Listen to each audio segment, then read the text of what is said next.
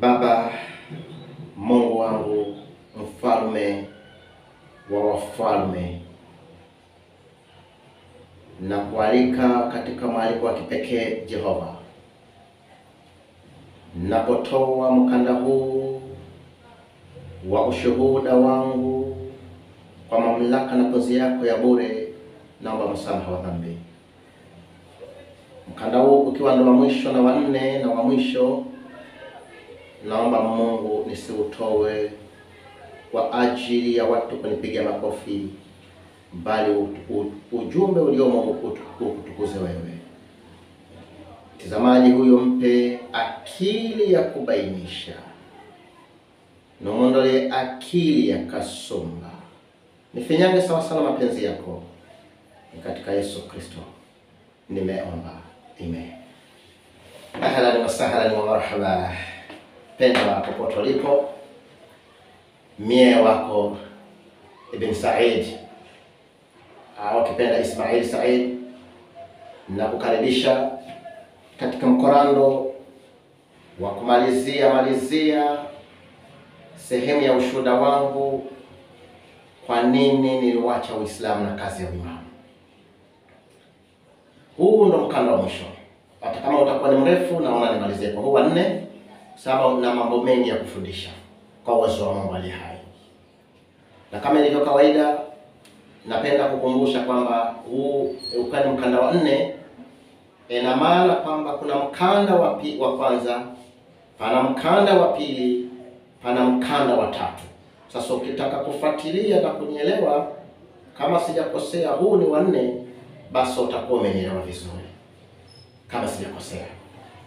Lakini kabla ya hapo, naomba nisome aya 2-3. Kuna watu wa Mungu waliniambia angalau nigusie aya 1-2 ama hadithi 1-2 miongoni mwa zile hadithi na aya ambazo singependa kuzitaja hapa, maana zimo ndani ya kile kitabu Why I Forsook Islam, kanuni cha Uislamu.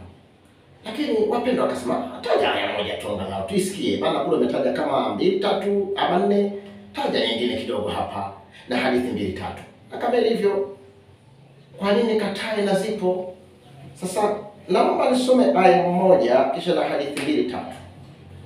Naomba kisha wewe mtizamaji uniambie kama nilikuwa na haki ya kubaki katika Uislamu, ama haki tayari nilikuwa nitoke haraka kwa sababu ya maneno hayo.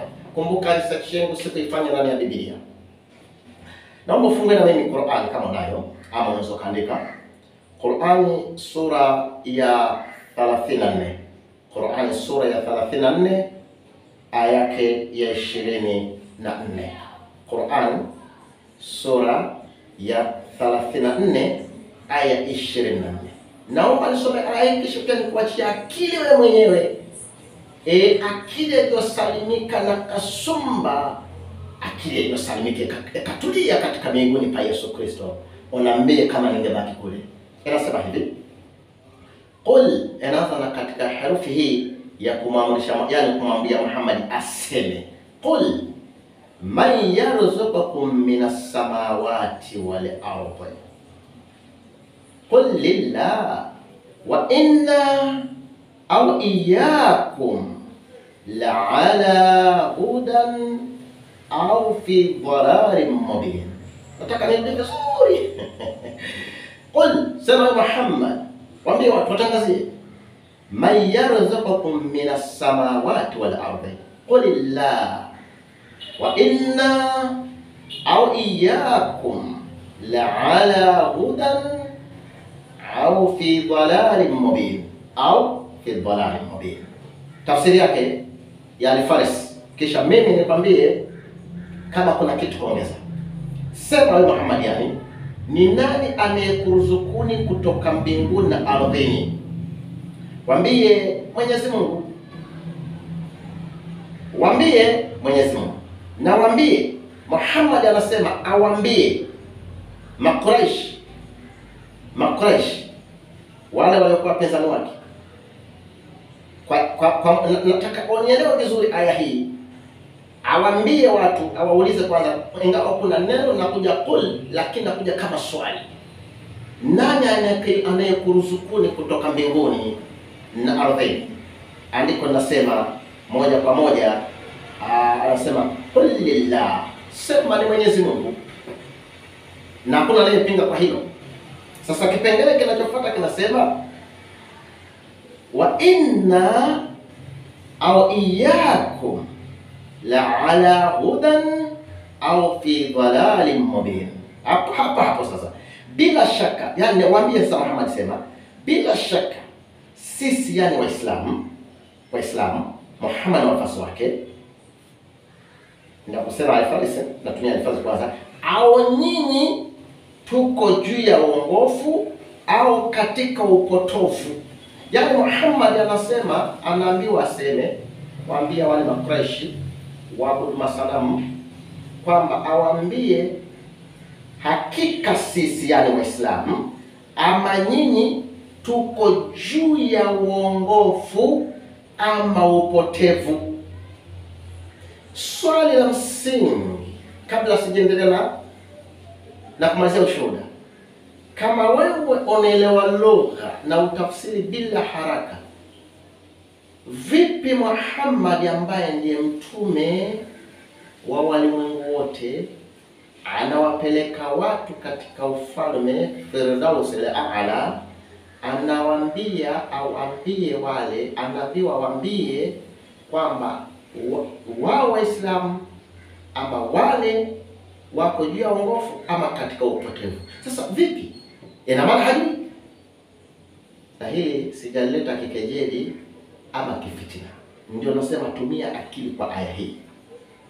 Hajui ni wao Waislamu ama ni wale Makuraishi ndo wako juu ya uongofu ama wamepotea.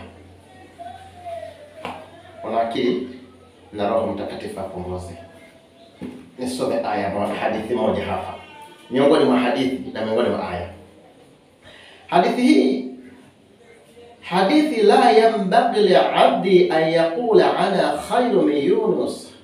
Hadithi hii nasema, hadithi ya haifai kwa mja kusema mimi ni bora kuliko Yona ama Yunus wanavyomuita wao. Sikiliza hadithi. Kila siku wakati unafanya research, ninasijua hizi hadithi, aya nasijua zinakwenda tofauti. Wakati Muislamu yoyote anaamini Muhammad huwa khairul khalqillah, yeye ndiye bora wa viumbe, Muislamu Muhammad ibn Abdullah Mustafa sallallahu alayhi wasallam huwa khairu khalqillah, yeye ndiye kiumbe cha Allah bora, ndiye kiumbe bora cha Allah. Sikiliza, Ali Abi Hurairah radhiyallahu anhu. Abi Hurairah alikuwa ni bingwa katika upande wa sunni.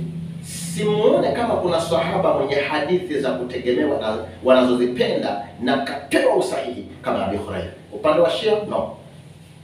Abi Hurairah anasema anna an-nabiy sallallahu alayhi wasallam annahu qala yani Allah ta'ala la yanbaghi li'abdi an yaqula ana khayru min Yunus bin Matta. Wanasema Matta, yani haimfai. Sikiza lugha, la yanbaghi li'abdi, haimfai mtu kusema kwamba mimi Muhammad khairu, ni bora, mimi namshinda, mimi ni bora kuliko Yunus bin Matta ama Matta. Kama haifai mimi mtu akamsikia mtu anasema Muhammad ni bora kuliko Yunus, yule Jona yule, ufai kusema. Na huko Waislamu wasema Muhammad huwa khairu khalqillah. Unaona vitu hivi.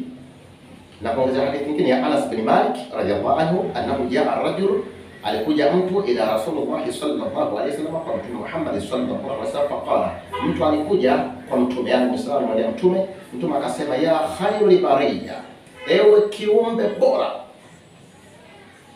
Yule mtu anakuja kwa Muhammad, jaa rajul ila nabii Muhammad sallallahu alayhi wasallam, faqala ya khairul bariya, wewe kiumbe bora. Yani akamwona huyu Muhammad wa khairul bariya, ni kiumbe bora. Faqala sallallahu alaihi wasallam, Muhammad akamjibu akamwambia, dhaka Ibrahim, sio mimi, huyo ni Ibrahim, huyo khairul bariya, huyo ni Ibrahim. Hadithi hiyo pia nimepata katika kitabu cha Muslim. Niongeze hadithi nyingine ya Abi Hurairah radhiyallahu anhu, anna an-nabiy sallallahu alayhi wasallam qala, man qala ana khairu min Yunus bin Matta ama Matta faqad kadhaba. Hadithi ni ile, lakini katika mapokezi ya Bukhari kuna kipengele kimeongezwa, utakaposema Muhammad ni bora kuliko Yona, wacha tumelugha ambaye ndeka Yona, faqad kadhaba, wewe ni mwongo. Kwa namna hiyo Muhammad si bora kuliko Yunus na alikataa kuitwa bora. Sasa analinganisha na haya Waislamu tunayotembea nayo wakati ule, innal hamdalillah wassalatu wassalamu ala ashrafil mursalin wa imamul muttaqina. Vipi hapa? Sio mimi jamani, hadithi nimesukuu. Sasa wewe mwenyewe mtazamaji, niambie, ningebaki kule ama ningefanyaje?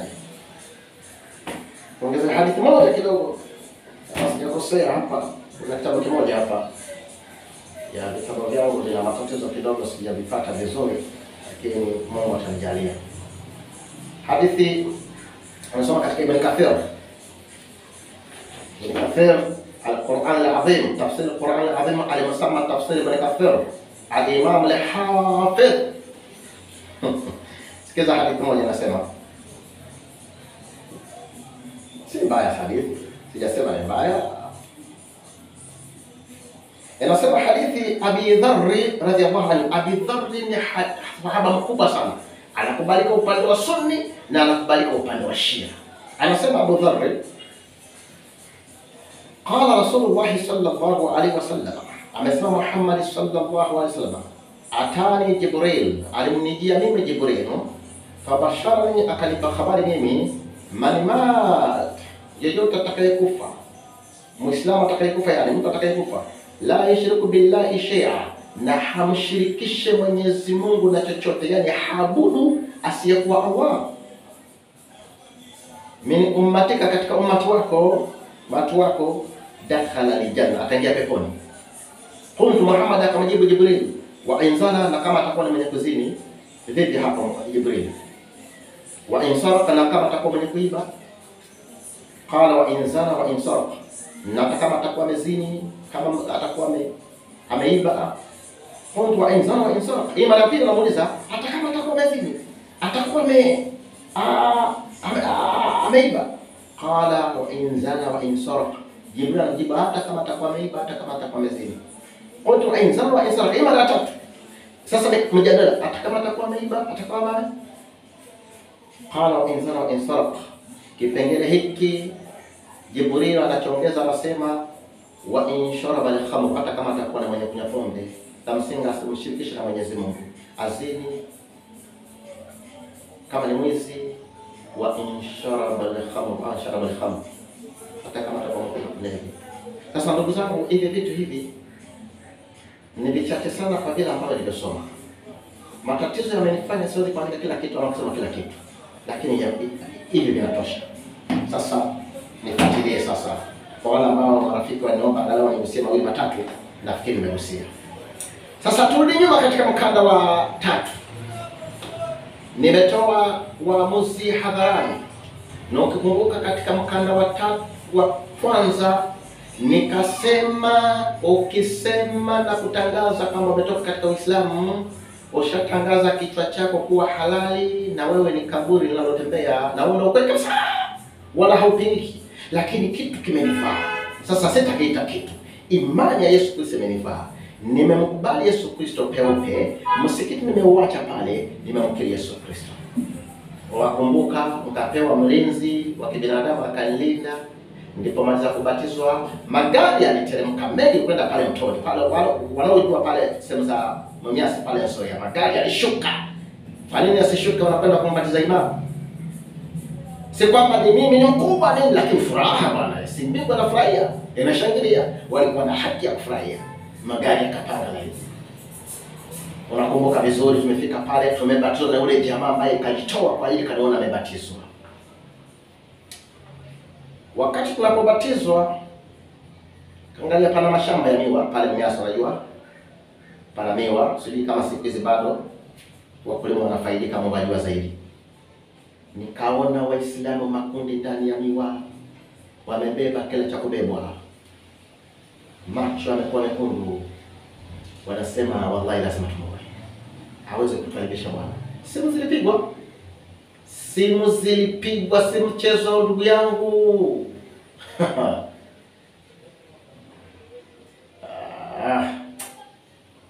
Wokovu ni gharama, lakini Mungu yuko hai. Nilipotoka tukarudi pale eneo, kama sijakosea, pale eneo la mkutano. Sasa wale wenyeji wangu washirika wana wasiwasi, washirika wa kanisa, wazee wa makanisa, pastor, utakwenda kulala wapi? Nikawajibu huko nikitabasamu kwamba nitakwenda kulala kwani. Imamu ogope, kaambia msianze hiyo lugha mbaya. Kwa nini? Watakuwa watu. Kaambia sawa, la msingi kile kilichokuwa kinanisumbua kishatoka, hata wakiniua basi hamna tatizo, nishakubali. Maana mimi nikijiandaa kutoka katika Uislamu, vitu nilivyokuwa nikijua sikuwa tashwishi navyo, vipo nilikuwa najua vizuri sana. Kabla by the way, mimi before niamue jambo huwa nishajipanga kiakili na kuhesabu sana baadhi ya yale ambayo nayaona najua yatahappen. Wala nilikuwa najua kuuawa ni haki ya Waislamu kuniua kwa imani yao. Kwa hivyo hilo alikunisumbua. Nilikuwa nasubiri saa, mpaka leo nasubiri saa, lakini Mungu hatakubali mpaka nimalize kazi yake. Nilikuwa najua nitazuiliwa uongo. Ulianza uongo pale. Huyo hatumjui. Hatumjui huyo. Sio katoka wapi huyo. Lakini mkiwa imamu Sheikh Ismail Said, salamu alaykum wa rahmatullahi wa barakatuh. Unaendaje Sheikh wetu bwana? Wallahi Mungu amekuruzuku wallahi. Una maneno mazuri Sheikh, una maneno mazuri. Lakini ile siku nikiwahama tu Uislamu, hatumjui. Wallahi mbaya sana, kafiri. Hata si msomi. Najua yote. Na siseme hivi kwamba Waislamu wakisema fulani si msomi huwa ni uongo. Nilitangulia kusema kuna wengine si wasomi, lakini mimi wananijua mimi si msomi, sikuwa ulama, lakini wanajua kidogo, nilikuwa najifahamu. Huyo bwana tamua. Kwa ufupi nikamwambia wazee nitakwenda nyumbani kwangu, mkalale huko. Nikaenda nyumbani. Mwezi wa 4 tarehe 22, sitaisahau mpaka leo hivi. Nikitoa mkanda huu wa mwisho, leo ni tarehe 30 kama sijakosea. Mkanda huu wa mwisho leo ni tarehe 30 mwezi wa 7 mwaka wa 2021. Mungu mwema. Yale ambayo amenionyesha Mungu akayaruhusu, nasema haleluya. Nilianza kuishi maisha ambayo basi ni baina yangu na Mungu wangu. Waislamu wakaaminisha pale Mnyasa lazima tutamuua Ismail Said. Hivi vitu vyote kama labuni, nenda katika mji wa Shibale Mumiasi, kaulizie. Na Waislamu kutaka kuthibitisha wale walikuwa hawanijui, washafunga safari wakaenda pale kabisa, wakaingia mpaka kwenye qibla alikuwa mama na swalisha watu Allahu Akbar, wakathibitisha. Wakaenda pale siri, wakatangaza kwamba kweli wallahi tumethibitisha yule murtadi Ismail Said, tumefika misikiti yote aliyojenga na kuswalisha. Akasema ni ushuhuda mzuri huo, si mbaya hata kama unautaja kwa uchungu. Mwezi wa 5 pakaingiwa na sasa msukosuko. Sijahama pale nyumbani, siwezi nikarudi. Hasiwezi, nitakwenda wapi? Sijamwibia mtu, sijamtukana mtu, ni imani yangu. Waislamu wakakusanyika. Nataka sasa ni mege tu baadhi ya maneno nimalize mkano. Waislamu wakakusanyika. Misikiti takriban ilikuwa 100 na karibu na 100 na kutoka mbali. Wakalikana siku ya Ijumaa. Walipomaliza kuswali Ijumaa, mimi niko kwangu nyumbani. Wakasema, jameni, mnajua hukumu ya murtadi. Watu pale wanasema neno Allahu Akbar, la ilaha illa Allah. Huyo jamaa mambo ni mawili, tumuue ama atondokee. Walipomaliza kuswali salatu al-Jumaa, wakakusanyika misikiti kwa misikiti, wakaandamana, wakaenda mpaka kwenye polisi ya hapo Mias Sugar Company hapo. Kama unajua Mias, wakaenda. Wakati wanapanga haya yote, sikiliza vizuri, nataka nirudie pointi hii. Wimbo ulionifanya kumfuata Yesu, yani sababu ya kumfuata Yesu, wimbo ule uliimbwa na mama. Crusade ile ambayo nilimkubali Yesu ilikuwa ni ya kina mama. Kisa hiki cha hao kwenda kupanga kuniua, mke wa yule rafiki yangu aliyemtaja alikuwa rafiki yangu pale msikitini, alikuwa yuwasikia, na mimi ndiye niliyowafungisha ndoa nikaa. Na tulikuwa si mbali, kumbuka naishi pale Datsun Estate. Akakimbia mbio, pumzi juju, kama nilijua tu hizi mbio hizi. Akaniambia, mama, tafadhali, mimi sina ubaya na wewe, naomba kitu kimoja. Waislamu wote wamefunga safari, wanakwenda pale kwenye polisi ya pale Mias, pale kwenye kampuni, wanakwenda kuomba ruhusa wakuue ama ondoke. Na kuomba tafadhali usibebe chochote, kimbia. Kama angalia, akacheka. Kasema usicheki, unajua kina mama tena. Usicheki wewe, hata kama umetuhama mimi bado nakuheshimu. Kama ambia sijali. Akacheka, akamwambia basi ondoka, basi kupate hapa. Akaondoka yule mama. Alipoondoka, kibinadamu kaingiwa na huzuni. Kibinadamu niliingiwa na huzuni kubwa kiasi ambacho nilijiuliza, sijaibia mtu? Amaneno. Nikatoka, siku sasa kanzu, nianza kuziacha sivai kanzu. Nikatoka, akija kanambia kuna mzee wa kanisa alikuwa mkubwa hapo katika Mias Sugar hapo kwenye kampuni, yuko kazini. Nifanye nini? Maana yeye ndiye alikuwa chap zaidi kuliko wase wengine. Akija kanambia, Ismail, nafikiri si akili. Ismail, fanya hivi, pita hapa. Nikachukua bodaboda wale baiskeli, akanipitisha. Msione wengine kukosa kurudi nyuma, hata kama tukianguka, tunaanguka tukimwomba Yesu tusianguke zaidi. Tumeona muujiza Yesu Kristo. Nikachukua bodaboda, nikawapita, nikamwambia huyo bodaboda nipeleke mpaka kwenye geti ya Mias kampuni. Bodaboda akapita, nikawapita Waislamu, akapita kama Waislamu hapo huko wengi wanakwenda wanazungumza, wengine wanasema macho nini. Nikafika kwenye geti, nikampigia yule mzee simu, Elda. Akaja na nguo zake za kazi na vile vijikofia vya mle ndani. Katoka, nikamwambia, unasikia kelele hiyo? Si mbaya na polisi. Waislamu wamekwenda kuomba ruhusa waniue. Kwa hiyo tufanye nini? Akaniambia, kwenye polisi gani? Nikamwambia wamekuja kwa hiyo ofisi, kwa hiyo polisi. Akaniambia basi sisi twende kwa ile ofisi, kwa ile polisi ya Mias kwenye. Kuna hiyo polisi ni ndogo kidogo hapa kwenye kampuni. Hapa ukielekea kwenye lango la kampuni yenyewe kuna polisi wanaojua Mias pale, lakini kuna yenyewe ile kubwa pale Mias mjini pale. Akaniambia twende kule. Tukaenda. Napitia mengi, sitaki kuyazungumza yote. Naweza akashinda kuyamaliza. Tukaenda. Tukafika kule, tukamwelezea. OCS akatuambia ashapigiwa simu kwamba kuna Waislamu ambao wanataka kuua mtu.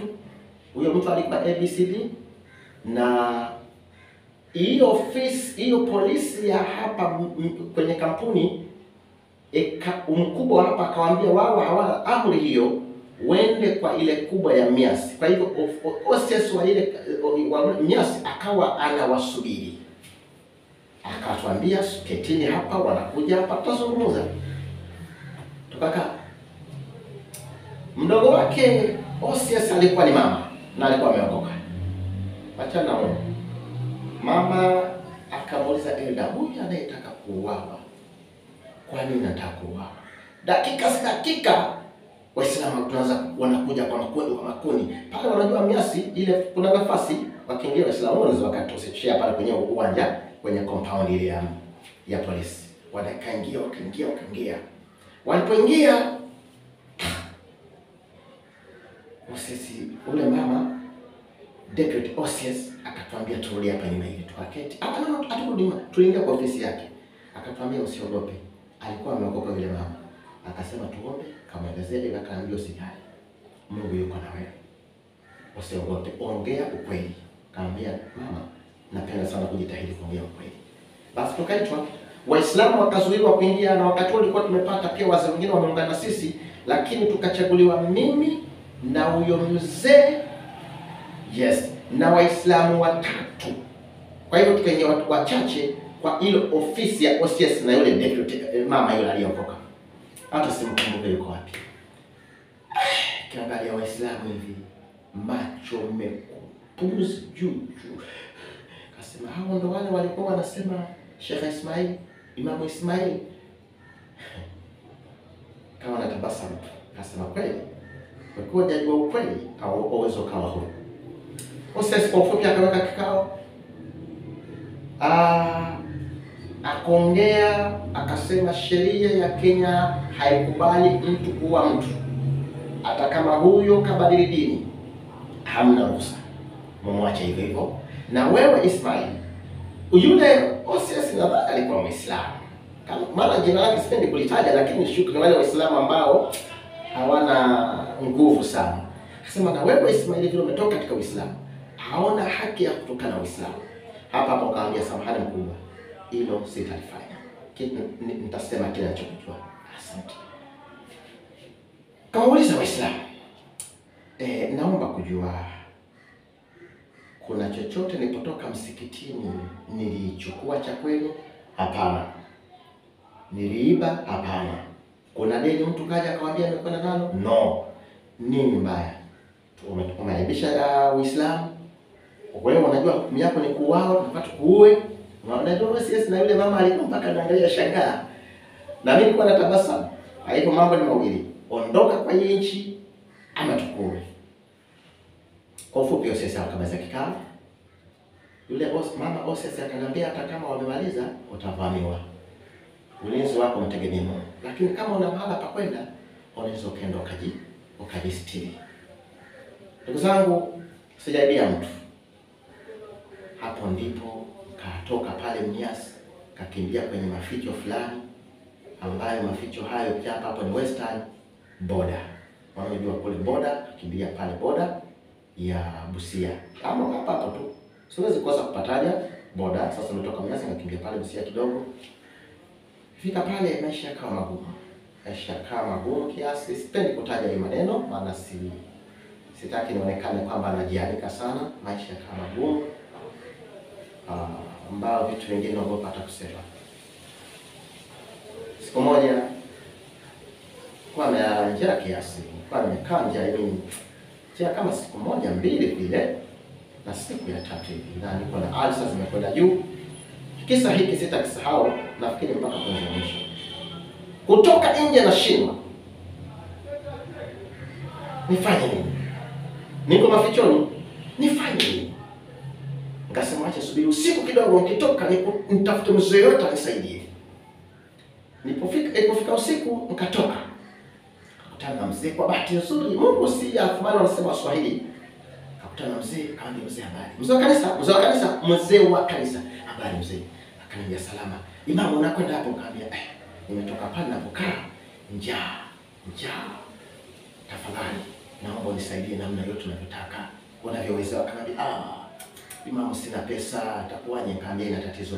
Unaona pale kulikuwa na duka, barabara upande huu, barabara upande huu. Kuna duka la mzee wa kanisa. Siwezi kwenda pale kuvuka pale. Kuna mama wauzaji mboga pale. Sasa mimi nikienda pale, baadhi ya kina mama wale Waislamu wataniona. Naomba tafadhali ukavuke pale. Mwambie yule elda ananijua kwamba imamu anaomba mkate na maziwa. Maana nilipokuwa nimezoea kunywa maziwa kwa sababu ya alsa, nikijua ndo dawa ile. Yule mzee akaniambia, mimi sipendi kwenda pale kwa yule mzee. Nguvu zikanishia kibinadamu. Akasema, leo tena itakuwa hivi. Tanzania hivi jamani. Basi kwa ufupi, kwa mamlaka ya Mungu akanikumbusha. Nilikuwa na Biblia, hiyo Biblia nilikuwa nimepewa na marafiki zangu mpya. Ilikuwa imeandikwa shilingi 550 kama sijakosea. Ilikuwa mpya. Nilikuwa nimenunuliwa na washirika kutoka Mungoma. Nikakumbuka nayo, nikamuuliza yule elda, kuna mtu yoyote unayemjua anaweza akanunua hii Biblia yangu nayo huko nyumbani, nikimbia nikailete? Elda akaniambia, umefanya vizuri. Sina Biblia, kailete. Kenda kwa Biblia, kimbia nguvu ziko wapi? Kwa ufupi ni kwenda mbio. Zile nilizokuwa nazo kaniletea. Sikujua kama toka pale ama libaki pale pale, lakini la msingi nimkuta pale pale kasimama. Nikampa ile Biblia, akanipa shilingi 200. Nikamwambia basi nichukulie maziwa, kanunua maziwa, mkate. Usiku huo nilipokwenda kulala, kijana weka chini, nikasema hapana. Ile sikujitarajia.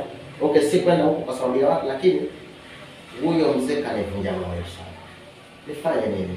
Kaanza kukumbuka nyumbani kwetu si matajiri, lakini uwezo huko kiasi, tunakula chakula kipo vile ndio kwa imamu, nikipata riziki kiasi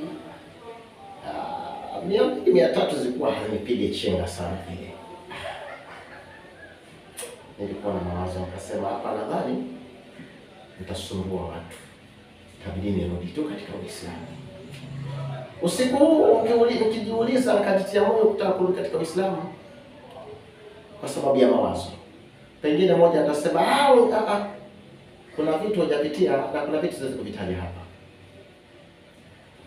Mawazo yakaniingia, akaanza kujiuliza, kijibu, najiuliza, huyo mzee ndiye kanihubiria? Hapana. Yeye ndiye aliniambia nitoke katika Uislamu? Hapana. Si ni Yesu. Kwa imani yangu naamini kwamba Yesu ndiye aniongoza nisome maandiko nikubali, ndio. Wakati nikiwaza na kuwazua na kujijibu, usingizi ukanichukua. Kaamka asubuhi, nikatoka kidogo. Nimejiita imani kwamba imani iliwana hivi. Kwa hivyo wakati nikitembea hivi, mama mmoja akaniona, alikuwa ananiambia, "Mama, unakwenda wapi? Usiende huko, nilikuwa nimekutafuta sana." Kwa ufupi huyo mama akaingia dukani kwake, akanipa shilingi 500 na akanipa na chakula, nikaodi pale. Akasema Mungu ashaanza kuonyesha kwamba nisitegemea wanadamu, atafanya kazi yake mwenyewe. Basi ndugu zangu wapendwa, kwa ufupi nikaanza matatizo hayo, lakini nikawa na familia kama nilivyokuambia, nikitoa mkanda wa 4. Kumbuka 2006 mpaka mwaka huu 2021. Basi kavumilia. Walimu waliokuwepo wakati wa mihadhara, mmoja ni marehemu, sipendi kutaja kifo cha marehemu Ndhumbi maana kinaniumiza sana. Sitaki takitaja baadaye. Tukakutana katika shule moja, university moja, Baraton University. Kulikuwa na kozi fulani, kalipa kule, kakaa kwa muda mfupi si sana. Kahudhuria ile kozi, kapata, basi watu wakanipenda kwa ufupi. Watu wakubwa walianza kwa hiyo sitataja, wacha niwazie. Naomba samahani sitataja. Nikaanza kula, nikaanza kutembea nao na wabebea mikoba, walimu waliokuwepo wakati huo, wahadhiri wakubwa, na wabebea mikoba. Imamu nabebea wahadhiri mikoba na wapeleka kwa mihadhara. Kazi yangu naitwa na kwenda. Mimi nilikuwa napewa kazi moja tu katika mhadhara, kutafsiri Qur'ani sura ya 3 aya ya 55. Wasema wa idha qala Allah ya Isa inni mutawaffika wa rafiqa ilayhi wa tahiruka min alladhina kafaru. Hiyo ndio ilikuwa mkimaliza tunaketi na kubeba vitu na kuwasindikiza wale wakuu. Kenda hivyo kaanza kuwa mwenyekiti, kaanza kuhadhiri, basi kajifunza polepole mpaka kufikia sasa hivi. Ninaendelea kazi yangu. Pengine nigusie mambo matatu ambayo singetaka neno. Mwaka 2008 Kanisa likanipeleka Mwingi kufundisha watu namna ya kufikia Waislamu, nikakubali Mwingi. Kaka Mwingi muda mfupi nikafundisha, kaanzia napenda kufundisha. Napenda kile ninachokijua. Mwingi nikatoka huko nikarudi. Kaja Nairobi. Maisha yakawa magumu. Usiniulize walikuwa wanafanyaje kazi na kanisa hilo, sitasema. Hapo na mwachia Mungu. Maana mambo mengine nikisema sipendi kuletea watu wakwazike. Vitu vingi nikwambia sitasema. Sitaki watu wakwazike. Mungu ninajua. Kuna jambo moja ambalo nimejilazimishia tangu nikubali Yesu Kristo aliye hai. Ninajizuia sana watu wasijue matatizo na shida ambazo napitia. Na wakati mwingi watu huniona wakiona mimi niko safi sana. Niko vizuri sana. Na hiyo tunayafanya kwa sababu sipendi kukwaza watu. Umenielewa? Mtazamaji, umenielewa vizuri? Asante. Basi nikaanza kufundisha watu Nairobi. Na hili nitalifafanua kidogo. Nairobi nikafundisha watu.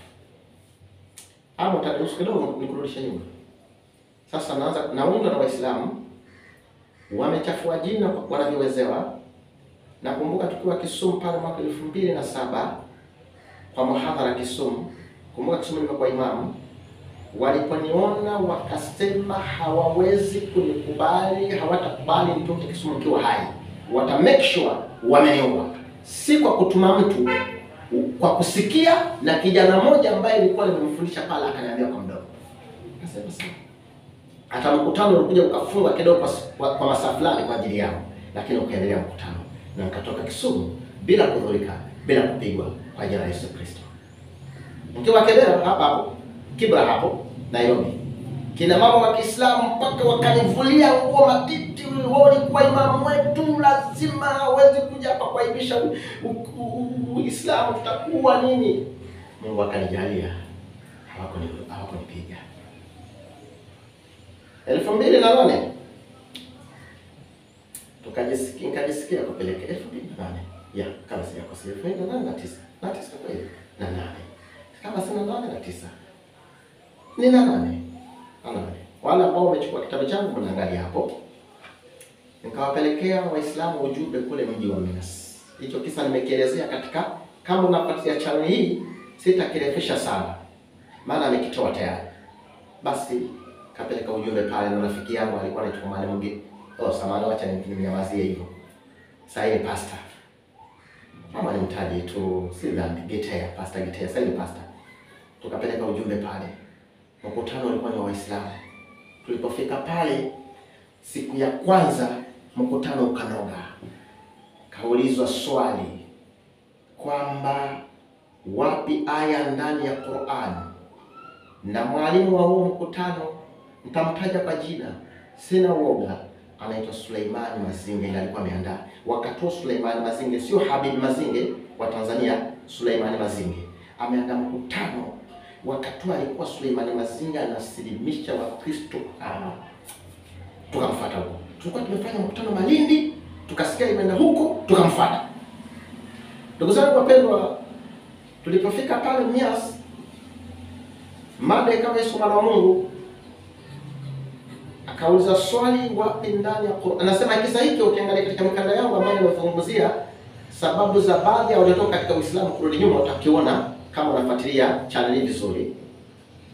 Akauliza swali wapi aya ndani ya Qur'an inayosema Allah yuko mbinguni. Hiyo aya, hilo swali alikuwa ameuliza kwa muda mrefu. Kwa ufupi Mungu akanipa hilo jibu. Kesho yake kwenda uwanjani tukawakuta Waislamu ni wengi, kumbe wamealikana wote. Jamani, yule murtad aliyekuwa imamu eneo hili amekuja kuchafua Uislamu. Wamealikana kwa wingi mno. Kamwambia, nilipofika saa 7 hiyo siku kabla tunaenda uwanjani, nikamwambia rafiki yangu, anasikia unyonge. Ilikuwa sikusema Waislamu wakasema kwamba nimeogopa asingekwenda uwanjani. Yeye pia ananiambia hivi.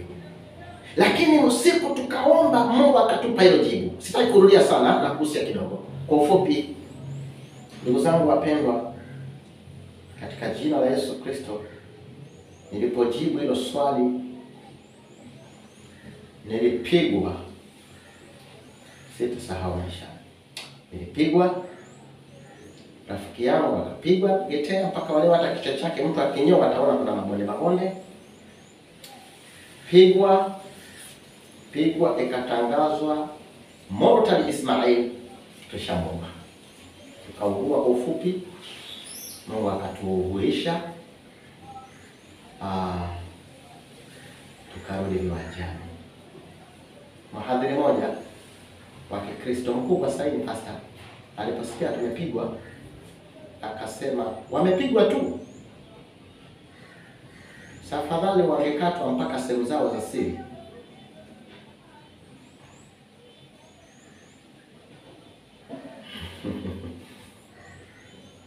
Lakini yeye alipoyatamka hayo, miaka nenda miaka rudi michache tu akaweka mkutano pale pale, yeye akapigwa zaidi kuliko sisi tulivyopigwa. Kwa ufupi, turudi Nairobi sasa. Nairobi nikaanza kufundisha watu. Nairobi nikafundisha watu. Naweza nikasema mimi na mwalimu Fred Onyango, siwezi lazima nimtaje, tulileta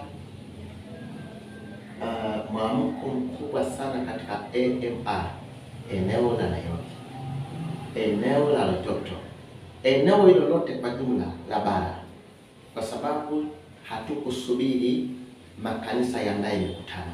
Nimemtaja Fred Onyango kwa sababu tulifanya naye kazi kwa dhiki, watu wakaanza kuikamata idara hii, watu wakaipenda, tukawa tunateseka kwa namna ya ajabu. Na kumbuka tuliteseka mama moja na kanisa lake, ni bishop wa kanisa fulani, ndiye alinusuru akatunulia vyombo na hatujui. Tulikuwa tumezunguka makanisa yote tupate vyombo tukashindwa. Mama moja akatokea akatupa vyombo. Akatupa vyombo. Sitaki kuenda huko zaidi. Najaribu kugusia maana umeelewa ushuhuda wangu kwanza wa pili tatu. Sasa Nairobi nikafundisha watu. Mara kaanza kunukia. Fred Onyango akarudi kule Kisumu, Bungoma, kaanza pia shughuli kule. Sasa akabaki kule na wachache. Walimu watu wakaanza kuipenda mara. Jambo ambalo limenishangaza sana sana ndugu zangu, ni kwamba nataka hili nikwambie, na nataka nitulie vizuri nikwambie nikiwa na maanisha. Jambo ambalo limenishangaza sana, sikufundisha walimu wanisifu, lakini vita ambavyo nimepigwa si hata kutoka kwa Waislamu. Vita ambavyo nimepigwa si kutoka kwa Waislamu. Waislamu wana vita aina moja tu, kuniharibia sifa tu, na hiyo ni kawaida. Imani yao na ya kwangu tofauti, na kuniua. Hilo hawataacha, ila ni ulinzi wa Mungu. Lakini vita ambavyo nimepigwa ni kutoka kwa watu ambao wengi wao nimewafundisha. Sipendi kutumia hii lugha, lakini naona niitumie. Nimefundisha watu na wanajijua, wanajifahamu. Nimewafundisha, si kuwafundisha sababu wanapiga makofi ama nilikane. Kwa ufupi tumetoka mbali wao, hata vingine vitu siwezi kabisa kuvitaja. Lakini wakawa kila wakipata kwamba angalau wamefika sehemu ya kushika microphone, mimi ni adui. Wakiwauliza mbona ni mbaya, wakanipiga vita kuliko hata Waislamu, mpaka baadhi ya walimu wakaungana na Waislamu kunipiga vita. Sasa niliweke hili jambo wazi. Walimu wanaowafikia Waislamu, walimu wa Kikristo unaowajua Kenya, walimu wahadhiri unaowajua Kenya, wanaowafikia Waislamu, hakuna mwalimu ambaye hajanisema kwa ubaya, hajanipiga vita, hajaniharibia jina, wamehakikisha sishika hata microphone.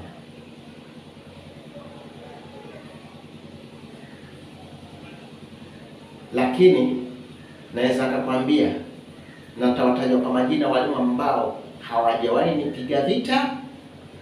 Hata kama walikuwa na mawili matatu, moja amefariki, siwezi mtaja kwa sababu angesema kwamba ameona amefariki. Nitawataja wengine ambao hawajawahi. Mwalimu Chaka wa Musa, huyo kijana mdogo, hata kama na mapungufu, hajawahi nipiga vita. Kila wakati hata akisikia nataka kuanguka anatia nguvu. Na mwalimu mmoja wengi hawamjui lakini mnamjua, anaitwa Mwalimu Bernard.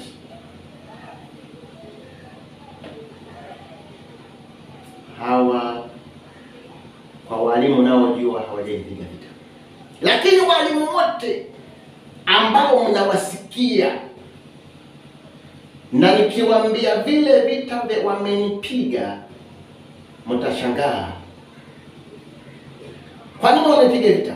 Nikaja nikaambiwa kwamba wewe wanapigwa vita si kwa sababu nyingine, ni kwa sababu hao walimu wangetaka wawe kama wewe, lakini sasa jamani, nilishangaa. Kama aliniambia kaniambia ukweli sijui, kama yeye katinga uongo sijui, lakini nikaambiwa, nikawauliza mimi si chochote. Wakasema hapana, wewe wanataka wajue Kiarabu. Hiki Kiarabu chako kinawaumiza.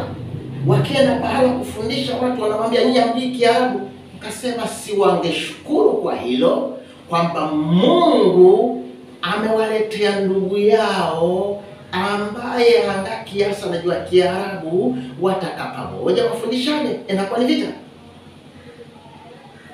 Kama ningekuwa na roho ya ujinga isiyokuwa na mwito wa Yesu Kristo, singekuwa nikiongea na walimu na wajua.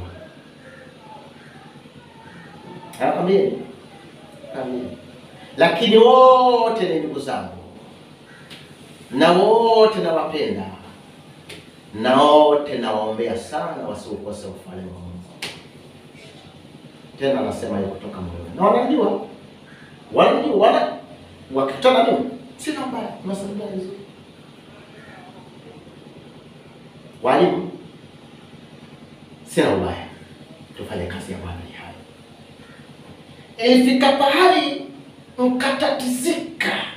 Waislamu huko wanakutafuta, huko watu wanakutafuta. Mtu anakwenda kanisani kuhubiri, badala ya kuhubiri anatafuta. Wajua maisha nimepitia si mepesi. Unajikuta umekopa, umeshindwa kutimiza kulipa kwa wakati, lakini kiimani utalipa. Mwalimu akipata yule ambaye alikopa kwake, anamwambia, nilisikia ukimtaja Ismaili, kwani kuna nini? Ismaili namdai. Nyamazia hapa. Huyo hatakupa. Huyo ni mwizi, mkono. Huyo ni jambazi. Mpaka wengine wakasema nipeleke polisi. Na mmoja alisema yule pastor yuko Nakuru. Na washukuru sana walimu wa kutoka Tanzania. Acha niambie kweli. Na washukuru sana walimu kutoka Bongo. Wahadhiri wa Kikristo wote kutoka Bongo. Mna tabia moja ni hamjui. Mnadumisha sana umoja. Mnapendana. Na si kwamba kuna mapungufu mnayo, lakini mna umoja. Na hili nimeona niweke wazi. Kwa hivyo ndugu zangu, nimesema niweke hili wazi. Yapo mengi nimepitia, mpaka saa hii navyoongea na nyinyi ni Mungu anajua. Lakini naomba sana nisimwache Yesu Kristo aliye hai. Naomba sana nisimwache Yesu Kristo aliye hai. Naomba sana nisimwache Yesu Kristo aliye hai. Kwa hivyo kazi ya umma imekaisha. Nafanya kazi ya Mungu. Mungu amenijalia nimetembea si pakubwa, na hakika mpaka saa hii mimi ni mwanafunzi wa Yesu Kristo. Amenijalia nikaandika vitabu, na hivi vitabu nimesababisha akapigwa vita sana. Haikuja juzi atandikaje vitabu. Kwa sababu vitabu vyangu wala ambao wamevinunua, nashukuru Mungu kwa mamlaka yake. Vimo vitu wanapenda. Kwa hivyo tuombeane. Najua ungetaka niongee mengi, lakini mengine nayazuia, maana huenda roho mimi binadamu huenda sitayastahamili kuyataja yote, yataniumiza na kutonesha kidonda. Lakini kwa ushuhuda mfupi, wa mikandamina ambayo ni mrefu sana. Kama kuna kitu umeona ambacho kinafaa, basi Mungu akubariki, na tumia ushuhuda kumhubiria mtu, sio kunipigia makofi. Unaonaje ukawa unaniombea zaidi? Na si kwamba mimi ni special. Angalau Mungu anipe ulinzi nimfanyie Mungu kazi. Nimeteswa, lakini nitasimama kumfanyia Mungu kazi. Kwa hivyo Qur'ani ndio nitumia kutoka katika Uislamu na mpaka leo hii, na mikakati ya kumhubiri Yesu Kristo aliye hai, na sitachoka. Ikiwa kutakuwa na swali, kutakuwa na jambo lolote, ikiwa kuna jambo ambalo sikuliweka hapo katika ushuhuda wangu, bana ukweli nimepitia mambo mengi nimegusia, lakini unaweza ukaagizia kitabu. Hivi vitabu ambavyo nimeandika ndio vinanisaidia kuweza kukaa pamoja na jamii yangu ambayo ni kubwa. Na sikutaka kutaja mambo ya jamii mengine ni ya uchungu, kwa hivyo sitaki. Lakini kama ukinunua kitabu kimoja ndio napata kwenda kuhubiri. Kuna watu wengi nakutana nao, ukimhubiria na kuomba Biblia, basi ukinunua kitabu kimoja naweza kanunua Biblia moja. Si vizuri kila wakati unaomba watu, lakini ukiwa na chako unafanya ukiuza, na pia katika kuuza kile kitu kina ujumbe wa Yesu Kristo, utapata kwamba kazi hii tunafanya kwa pamoja. Nambari yangu ya simu ni 0725 508 108 072